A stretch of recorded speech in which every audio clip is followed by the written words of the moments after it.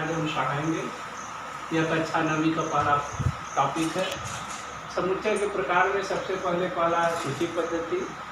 इस प्रणाली में समुच्चय के सभी घटकों को भानु कोष्ठक में विराम चिन्ह का उपयोग करके लिखते हैं। इस विधि में घटकों का क्रम महत्वपूर्ण नहीं, परंतु सभी घटक दर्शाना आवश्यक है। सभी घटक होना अनिवार्य है, कोई भी घटक उसमें छूटना नहीं चाहिए। उदाहरण है भारतीय सौर वर्ष के सभी महीनों का समुच्चय। सबसे पहले हमने एक कैपिटल लिखा, फिर बराबर लिखा, एक धनु कोष्ठक। भारतीय सौर वर्षों के सभी महीनों का समुच्चय अर्थात भारतीय सौर वर्ष के 12 महीने का नाम लिखना है। सबसे पहले हमने बराबर का चिन्ह लगाया, इसके पहले कैपिटल लिखा, एक धनु कोष्ठक लगाया। पहला चैत, फिर एक विराम चिन्ह का उपयोग किया, वैशाख विराम चिन्ह का, ज्येष्ठ विराम चिन्ह का, आषाढ़ विराम चिन्ह का, श्रावण फिर विराम, भाद्रपद विराम चिन्ह, आश्विन विराम चिन्ह, कार्तिक विराम चिन्ह, मार्गशीर्ष फिर विराम चिन्ह, वहाँ विराम चिन्ह नहीं है वो देखो, मार्गशीर्ष विराम चिन्ह, पौष विराम चिन्ह, माघ विराम चिन्ह, फाल्गुन। इसमें सबसे बड़ा दोनों के बीच में एक विराम चिन्ह होना आवश्यक है। मार्गशीर्ष और पौष के बीच में विराम चिन्ह नहीं है, इसलिए यह गलत मान लिया जाएगा।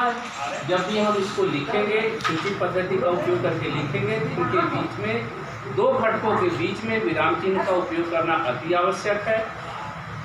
इस उदाहरण में मार्गशीर्ष और पौष के बीच में विराम चिन्ह नहीं है, इसलिए गलत माना जाएगा। इसके बीच में विराम चिन्ह होना आवश्यक है, यहाँ पर हम विराम चिन्ह लगाएंगे।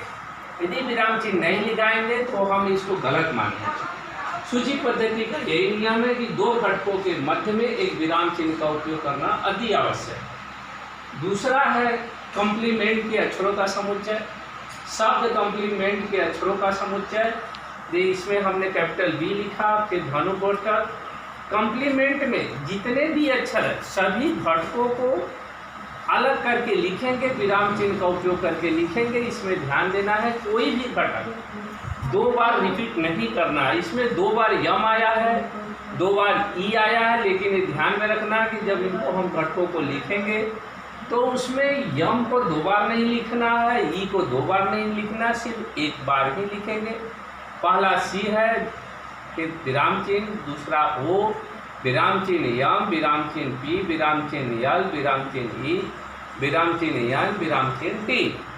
इसमें कोई भी कॉम्प्लीमेंट में यहाँ जो सूची पद्धति में लिखा गया है धनु कोष्ठक, प्रत्येक घटकों के मध्य में एक अल्प विराम का चिन्ह लगा हुआ है। इसमें सबसे पहले यह ध्यान देना है कि जो 2 बार अक्षर आए, यम 2 बार आया कॉम्प्लीमेंट में, ई 2 बार आया है, उनको सिर्फ एक ही बार लिखना है।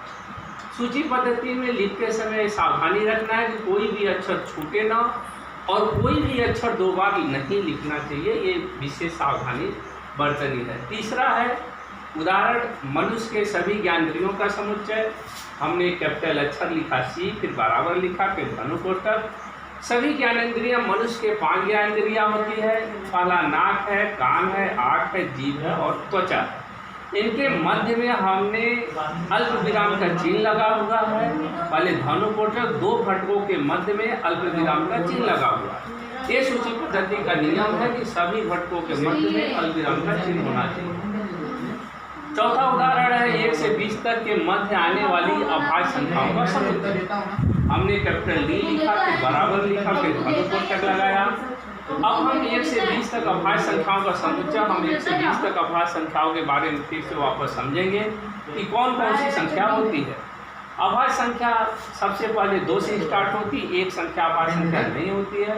अभाज्य संख्या की परिभाषा है कि वह संख्या जो स्वयं से विभाजित हो और किसी अन्य संख्या से विभाजित न हो, उसे हम अभाज्य संख्या कहते हैं। इसलिए जो अभाज्य संख्या हमने लिखा है, यह इस संख्याओं में किसी संख्या का भाग नहीं जाता है, सिर्फ उसी संख्या का भाग जाता है। उदाहरण जैसे 2 में 2 का जाएगा, 3 में 3 का जाएगा, 5 में 5 का जाएगा, 7 में 7 का जाएगा, 11 में 11 का जाएगा, 13 का 13 में जाएगा, 17 का 17 में जाएगा, 19 का 19 में जाएगा, और किसी संख्या में इसमें भाग नहीं जाएगा। इसलिए अभाज्य संख्या वह संख्या है जो वह स्वयं से विभाजित होती है और किसी अन्य संख्या से विभाजित न हो, उसे हम अभाज्य संख्या कहते हैं। तो अर्थात 1 से 20 तक के मध्य आने वाली सभी अभाज्य संख्याओं का समुच्चय हमने सूची पद्धति में लिख करके तैयार कर दिया। D बराबर धनु कोष्टक 2, इनके घटकों मध्य में एक अल्पविराम का चिन्ह लगाया, 3, 5, 7, 11, 13, 17, 19 और इनके घटकों के बीच में एक चिन्ह लगाना अति आवश्यक। पांचवा उदाहरण सप्ताह के दिन के नाम। सप्ताह के दिन में 7 दिन होते हैं। हमने 7 दिन को कैसे भी लिखो, जरूरी नहीं है क्रमबद्ध होना चाहिए। सोमवार की जगह मंगलवार भी हो सकता है, मंगलवार की जगह सोमवार हो सकता है। किसी दिन को रिपीट नहीं करना है, दोबारा नहीं लिखना है और सप्ताह में 7 दिन होता है, 7 दिन को लिखना है। उदाहरण ई बराबर धनु कोष्टक रविवार, सोमवार, मंगलवार, बुधवार, गुरुवार, शुक्रवार, शनिवार, इन सभी दिनों के मध्य घटकों के मध्य में देखिए अल्पविराम का चिन्ह लगा हुआ है। यदि गलती से छूट जाएगा तो वह हम गलत मानेंगे, क्योंकि उन घटकों के मध्य में अल्पविराम का चिन्ह होना अति आवश्यक है। छठवां है वर्ष के 30 दिन वाले महीनों का समुच्चय। अब हम जनवरी से लेकर के दिसंबर तक जो 30 दिन के महीने होते हैं उन्हीं को लिखना है, न तो 29-28 दिन का लिखना है, न तो 31 दिन का लिखना है। फरवरी महीना 28 या 29 दिन का आता है, इसलिए उसको हम नहीं लिखेंगे और 31 महीना जो रहेगा उसको नहीं लिखेंगे। इसलिए यह बराबर धनु कोष्टक अप्रैल, अल्पविराम का चिन्ह जून, अल्पविराम का चिन्ह सितंबर, फिर चिन्ह नवंबर। मतलब इन घटकों के मध्य में हम अल्पविराम का चिन्ह लगाते जाएंगे। फिर दूसरा पद्धति है गुणन पद्धति। समुच्चय के 2 प्रकार होता है, पहला सूची पद्धति, दूसरा गुणन पद्धति। गुणन पद्धति का क्या नियम है? इस प्रणाली में घटकों को सूची न बना करके समुच्चय के घटकों को किसी सामान्य चर द्वारा दर्शाकर उसके आगे एक खड़ी पाई खींचते हैं और खड़ी पाई के सामने उस चर का सामान्य